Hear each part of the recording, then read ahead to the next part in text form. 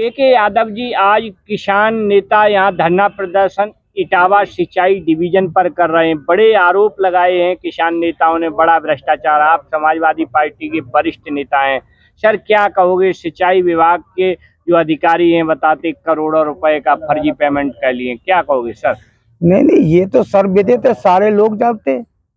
इटावा नहीं, आसपास के जनपद के लोग जानते हैं। ये भोगनीपुर जो प्रखंड है, ये मैनपुरी तक जाता है। ये मैनपुरी इटावा डिवीजन है। इटावा डिवीजन है। इटावा डिवीजन की नहरें मैनपुरी तक जाती हैं और कानपुर तक जाती हैं। सारे लोग जानते हैं कि नहर विभाग में कितना भ्रष्टाचार है और यहाँ की अफसरशाही बेलगाम हो चुकी है।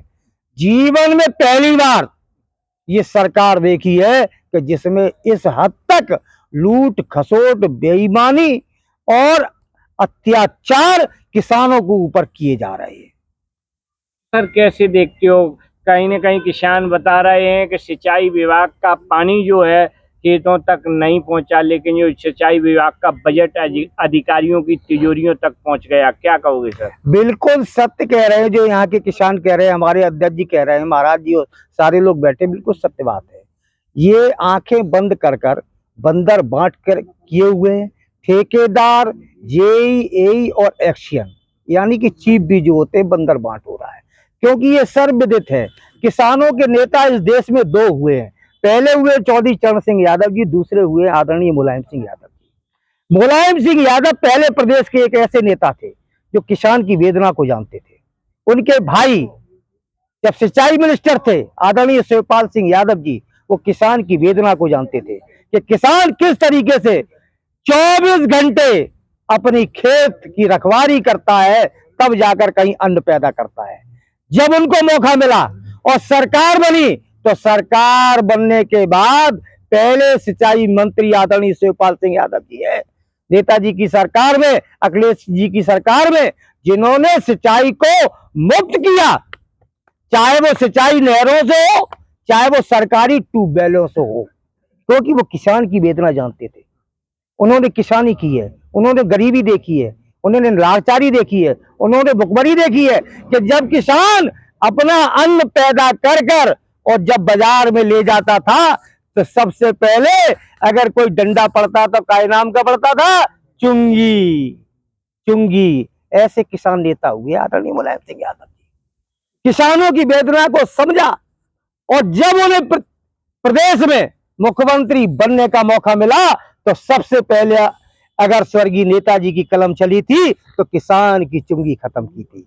ये सारे किसान लोग जानते हैं। जी हाँ, क्योंकि उनको पीड़ा मालूम है किसान किस तरीके से धूप में, गर्मी में, बरसात में किस तरीके से सर्दी की ठिठुर में खेत में पानी लगाता है और वो पानी उसको मुहैया नहीं। जब जरूरत होती है तो नहरें चलती नहीं है और जब जरूरत नहीं होती है तो नहरें चलती हैं।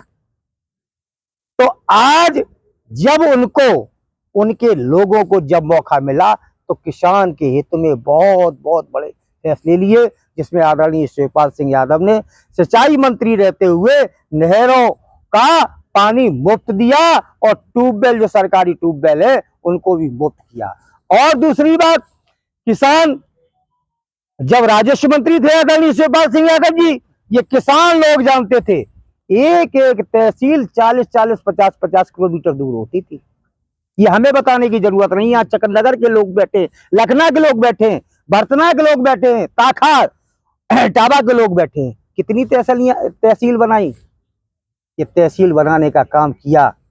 किसानों को लुटने से, तबाह होने से, बर्बाद होने का अगर किसी ने काम किया है तो वे आदरणीय शिवपाल सिंह यादव जी। बचाने का काम किया है, किसानों को बर्बादी से बचाने का काम किया है, तो वो आदरणीय शिवपाल सिंह यादव जी, मुलायम सिंह यादव जी, अखिलेश यादव जी है।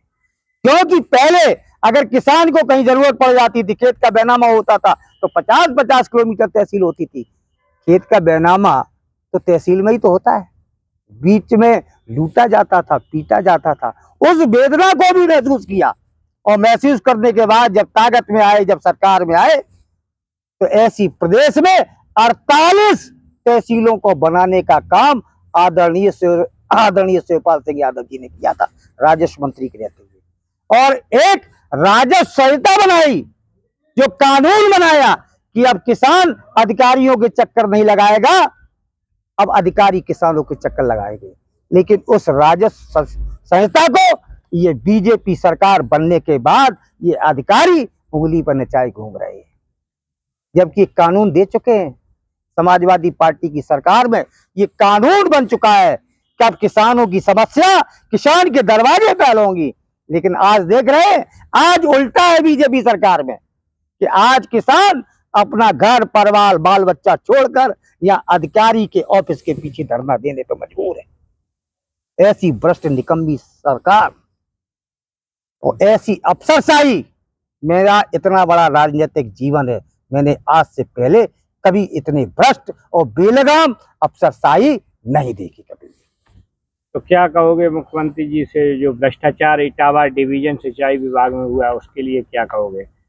आप समाजवादी के वरिष्ठ नेता हैं, क्या कहोगे सरकार से? मैं मुख्यमंत्री जी से ये कहूंगा, क्योंकि उनका परिचय जो है हमसे पहले आप सारे लोग जानते हैं, ये महाराज जी भी जानते हैं कि वो एक मठ के मठाधीश थे, वो एक पुजारी थे, एक साधु हैं, एक महात्मा है।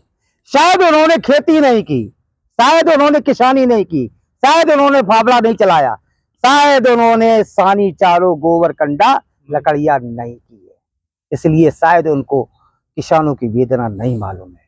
आपके माध्यम से, आप पत्रकार साथियों के माध्यम से मैं निवेदन करता हूं प्रदेश के यशस्वी मुख्यमंत्री से कि इसको देखकर आप जागने का काम करें और इन भ्रष्ट अधिकारियों पर लगाम लगाएं। धन्यवाद।